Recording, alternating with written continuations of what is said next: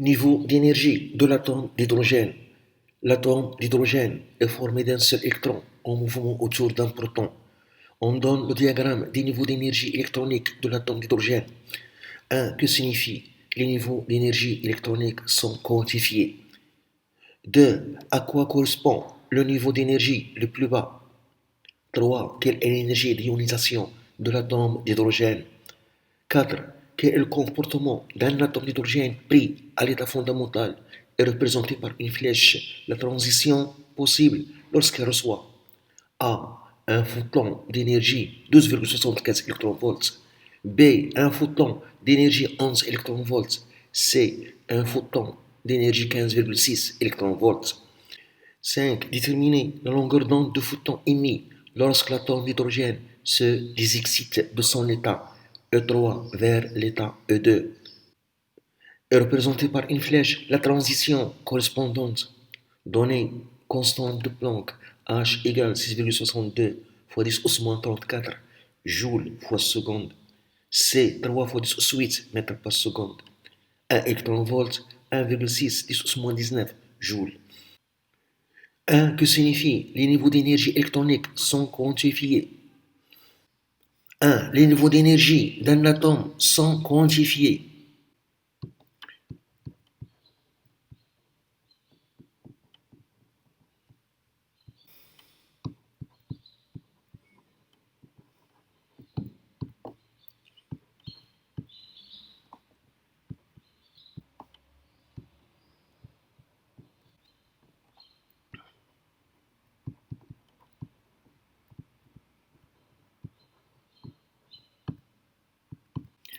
Les niveaux d'énergie d'un atome sont quantifiés signifie que l'énergie d'un atome ne peut prendre que certaines valeurs discrètes bien déterminées, correspondant à des niveaux d'énergie de l'atome.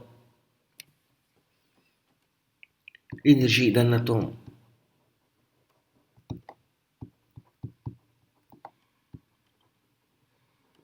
ne peut prendre que des valeurs discrètes bien déterminées.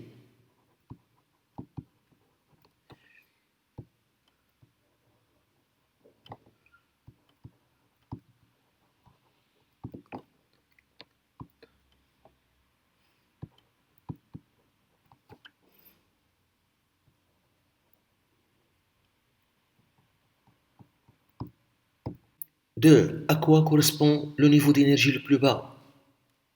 2. Le niveau d'énergie le plus bas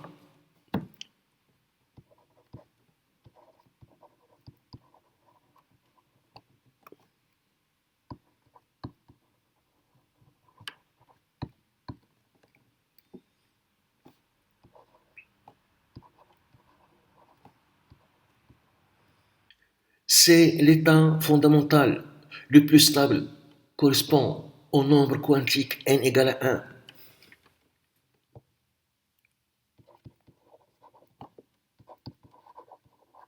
C'est l'état fondamental le plus stable de l'atome.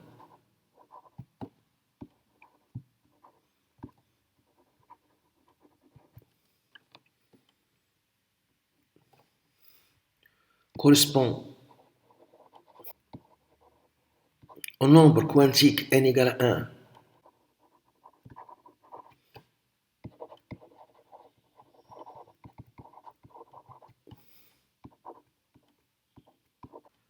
Son énergie CE1 est égale à moins 13,6 électronvolts pour l'atome d'hydrogène.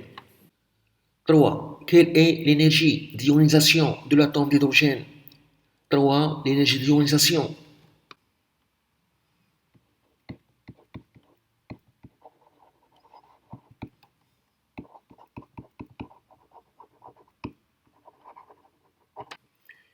C'est l'énergie qu'il faut fournir à un atome pris à l'état fondamental pour l'ioniser. L'énergie d'ionisation d'un atome, c'est l'énergie minimale qu'il faut fournir à un atome pris dans son état fondamental pour l'ioniser. c'est l'énergie minimale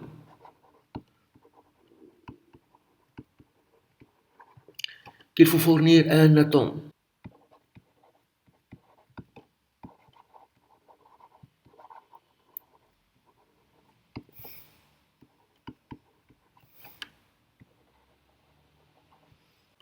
pris dans l'état fondamental.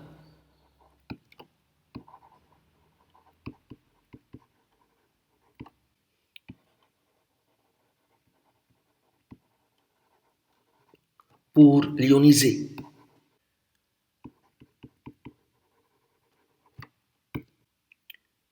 Le niveau d'énergie.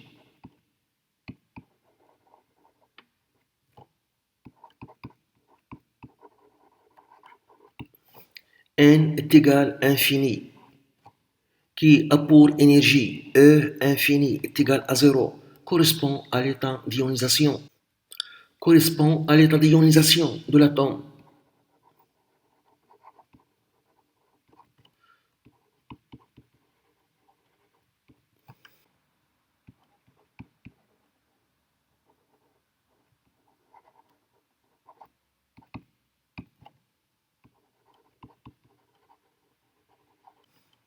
On calcule cette énergie pour l'atome d'hydrogène. Notez EI, énergie d'ionisation, est égale à la différence de l'énergie de l'état d'ionisation E infini qui est nul, moins l'énergie de l'état fondamental E1 est égale à 0 moins 13,6 électronvolts. On trouve donc ces 13,6 électronvolts. C'est l'énergie minimale qu'il faut fournir à un atome d'hydrogène pour l'ioniser, pour qu'il devienne un ion H+. 4. Quel est le comportement d'un atome d'hydrogène pris à l'état fondamental et représenté par une flèche à transition possible lorsqu'il reçoit 1. Un photon d'énergie 12,75 électronvolts. 4a. Photon d'énergie 12,75 électronvolts.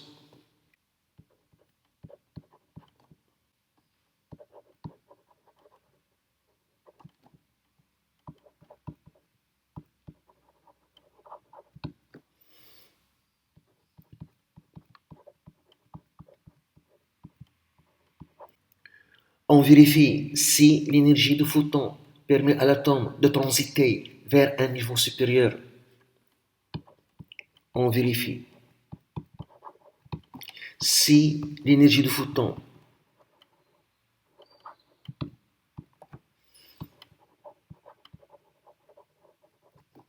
permet à l'atome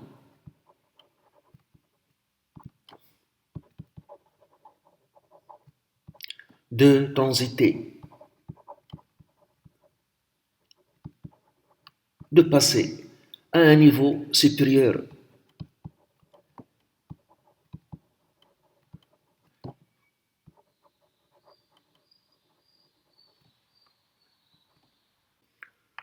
En utilisant la relation de Bohr.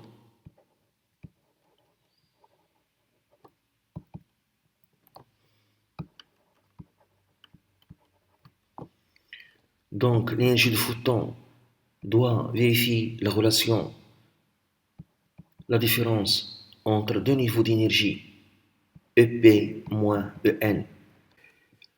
D'après les données, l'atome est pris dans l'état fondamental, donc EN c'est E1, donc est égal EP moins E1. Et on cherche EP est égal E plus E1. Application numérique. E c'est 12,75. E1 c'est moins 13,6 électronvolts est égal. On trouve moins 0,85 électronvolts. Ce niveau d'énergie existe dans le diagramme. C'est le niveau n égale 4. Donc ce photon sera absorbé par l'atome. Ce niveau d'énergie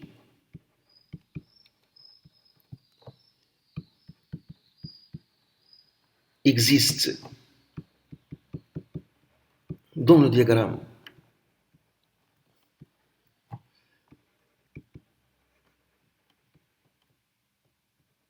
d'énergie.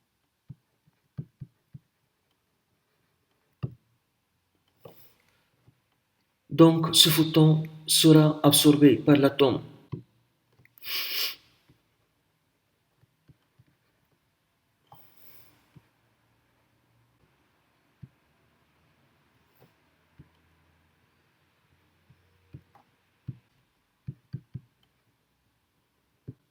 Donc, l'électron de l'atome transite de niveau n égale à 1 d'énergie moins 13,6 electronvolts vers le niveau n égale 4 d'énergie moins 0,85 electronvolts.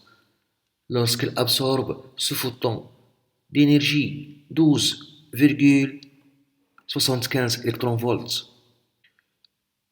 Donc, il y a absorption de photons d'énergie H fois nu, 12,75 electronvolts. De B pour un photon d'énergie 11 electronvolts.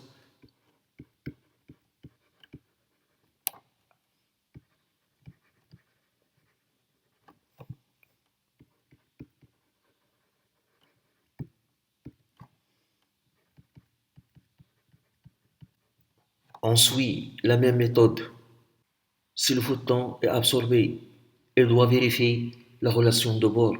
E est égal EP moins E1. E1, car l'atome est pris dans l'état fondamental. Et on cherche EP. Donc EP est égal E plus E1. E c'est 11. E1 c'est moins 13,6 electronvolts. On trouve la valeur moins 2,6 electronvolts. Ce niveau d'énergie est inexistant dans le diagramme, donc ce photon ne sera pas absorbé. Ce niveau est inexistant dans le diagramme d'énergie. Donc ce photon ne sera pas absorbé. Donc ce photon ne sera pas absorbé.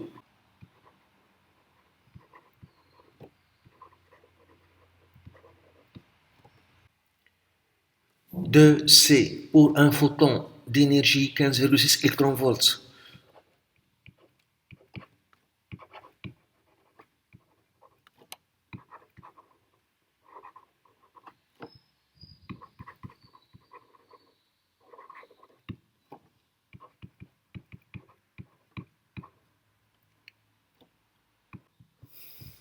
On remarque que cette énergie E est plus grande que l'énergie d'ionisation de l'atome d'hydrogène. Donc dans ce cas, l'atome sera ionisé avec l'énergie 13,6 electronvolts et le reste de electronvolts apparaît sous forme d'énergie cinétique de l'électron. Dans ce cas, il y a ionisation.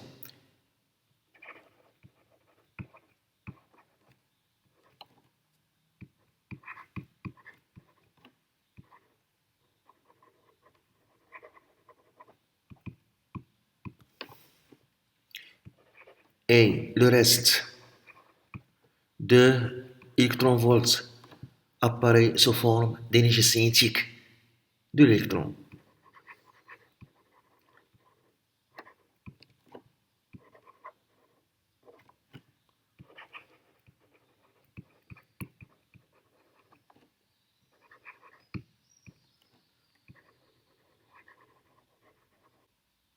L'électron sera arraché de l'atome avec une énergie cinétique.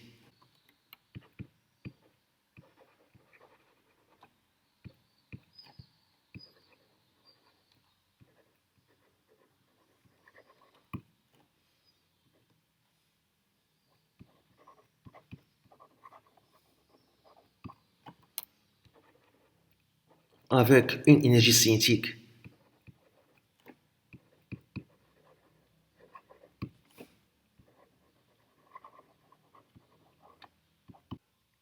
5. Déterminer la longueur d'onde du photon émis lorsque l'atome d'hydrogène se désexcite de son état E3 vers l'état E2 est représentée par une flèche la transition correspondante. 5. La longueur d'onde du photon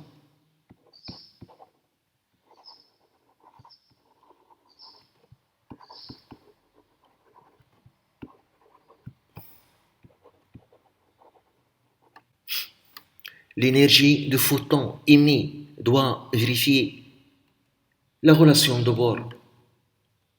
On écrit donc la relation de Bohr.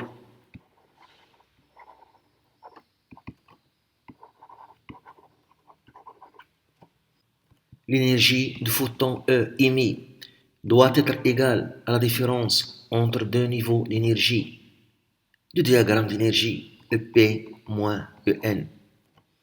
L'énergie du photon, c'est la constante de Planck H fois sa fréquence nu, doit être égale à la différence des deux niveaux d'énergie E3 et E2. E3 moins E2 est égal à la constante de Planck H fois la fréquence du photon nu, c'est sa vitesse c dans le vide sur sa longueur d'onde lambda. Donc, la longueur d'onde lambda du photon qu'on cherche est égale à la constante h fois c divisé par la différence E3 moins E2. Application numérique, lambda est égal H 6,62 fois 10 au moins 34 en unité légale fois C 3 fois 10 au 8 divisé par E3 C moins 1,51 moins E2 C moins 3,39 électronvolts doit être converti en joules, donc 6 fois 1,6 fois 10 au moins 19. On trouve la valeur lambda égale. On trouve 6,60 fois 10 au moins 7 mètres, qui est égal en nanomètres. 1 mètre, c'est 10 au 9 nanomètres. Donc on trouve 660 nanomètres. Et on représente cette transition du niveau n égale 3 vers le niveau n égale 2 par une flèche. C'est une désexcitation. Il y a émission d'un photon de longueur d'onde lambda 660 nanomètres